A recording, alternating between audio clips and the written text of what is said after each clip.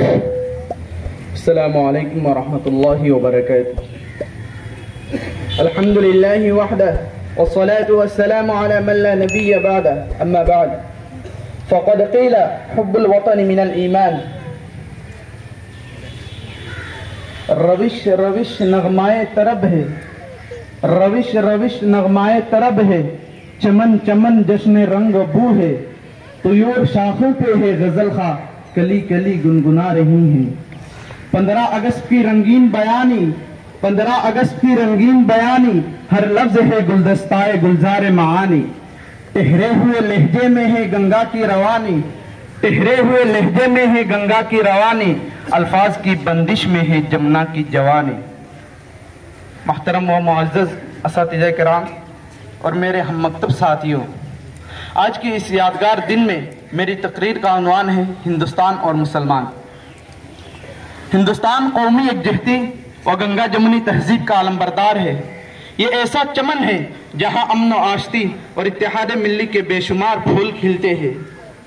یہاں کی فضا میں محبت اور یہاں کے ہر فرد میں آپسی الفت ہوتی ہے. یہ ایسا پلیٹ فارم ہے جہاں ہندو، مسلم، سکھ اور عیسائی یکساں طور پر جمع ہوتے ہیں. گویا ہندوستان آپسی اتحاد کا حسین سنگم ہے اور یہاں پر سارے مذاہب محترم ہیں. محترم سامعین بزم، ہندوستان میں جہاں دیگر ادیان و مذاہب کے لوگ قیام پذیر ہے، وہیں پر مسلمان ہندوستان کی ریڑھ کی ہڈی کی حیثیت رکھتا ہے.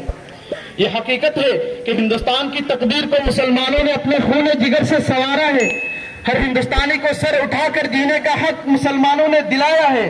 اس چمن کی آبیاری مسلمانوں نے کی ہے، اسے سونے کی چڑیا مسلمانوں نے بنایا ہے، اور ہر وقت مسلمانوں نے اپنے وطن عزیز کی محبت میں ڈوب کر سب سے پہلے سینہ سپر ہو کر ہندوستان پر قبضہ کرنے والوں کے ناپاک عزائم کا قلع قمع کیا اور انگریزوں کو اس ملک سے مار بھگایا. انگریزوں کے خلاف عالم بغاوت بلند کر کے، اپنی جوان بیویوں کو بیوہ بنا کر، اپنے بچوں کو یتیم کر کے، اپنی گردنیں کٹا کر، اپنی خون کو پانی کی طرح بہا کر ہر آنے والی باطل طاقت کا مسلم علماء اور عوام نے مقابلہ کیا اور ان کے ناپاک منصوبوں کی دھجیاں اڑا دی اور ان سے یہ بات کہہ ڈالی کہ جب تک مسلمان ہندوستان میں موجود رہے گا اس وقت تک اس ملک کو غیروں کے حوالے نہیں کیا جا سکتا.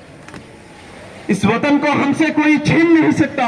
ہم اپنی جانیں تو دے سکتے ہیں مگر ہندوستان نہیں، اس لیے کہ یہ ملک ہمیں جان سے بھی زیادہ پیارا ہے. اس کی تقدیر کو ہم نے نکھارا ہے اور یہ بات بھی مسلمانوں نے کہی تھی کہ سارے جہاں سے اچھا ہندوستان ہمارا، ہم بلبلے ہیں اس کی، یہ گلستاں ہمارا.